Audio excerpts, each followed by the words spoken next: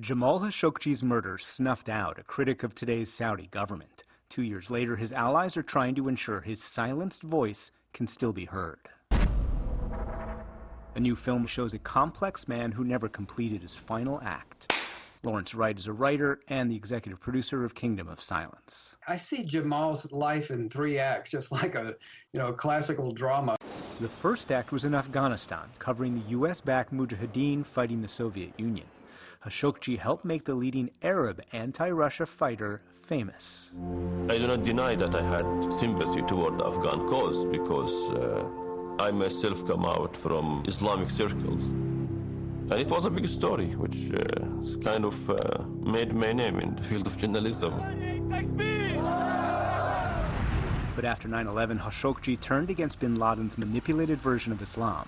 Khashoggi wrote this, as read by an actor. We must ensure that our children can never be influenced by extremist ideas, like those 15 Saudis who were misled into piloting them and us straight into the jaws of hell.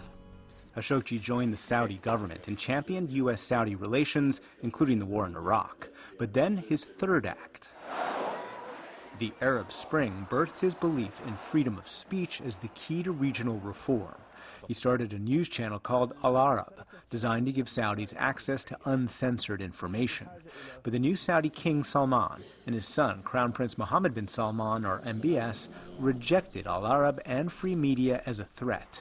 Khashoggi had to flee Saudi Arabia. He watched as MBS persecuted his critics and tolerated no dissent. Saudi activist Yahya Asiri spoke at a recent Project on Middle East Democracy event. If you go, for example, to challenge the regime, to criticize the regime, they will take you to prison. Khashoggi became an MBS critic in the pages of the Washington Post and wrote this. Saudi Arabia wasn't always this repressive. I have left my home, my family, and my job. And I am raising my voice. That cost him his life. He walked into the Saudi consulate in Istanbul and was murdered by Saudi agents close to MBS. One even put on his clothes and walked out of the consulate to try and deceive CCTV cameras. This kind of grotesque barbarism, having some guy trot out in his clothes, it was just too much. Sarah Lee Whitson is a human rights advocate and was a longtime friend of Khashoggi's. Last week, she relaunched an organization that Khashoggi created.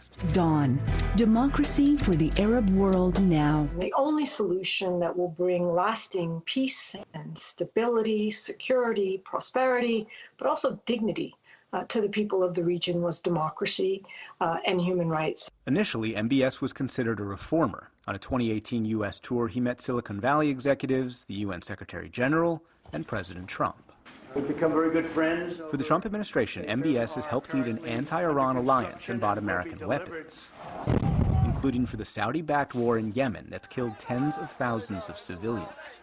Back home, MBS has ushered in dramatic reforms, trying to curb the conservative clergy's power and allowing women to attend movies and sporting events.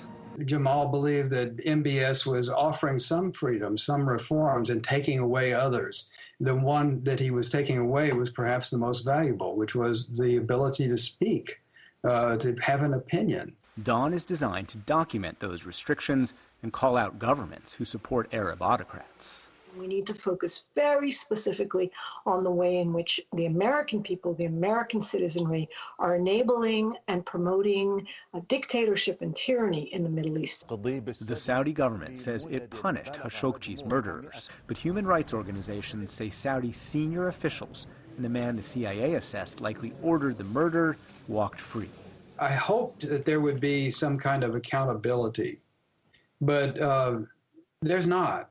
At the governmental level, there's just not. While judicial justice has evaded us, MBS has paid a huge price. And in the court of public opinion, he has been found guilty. Last month, a group of Saudis in exile formed the country's first opposition party.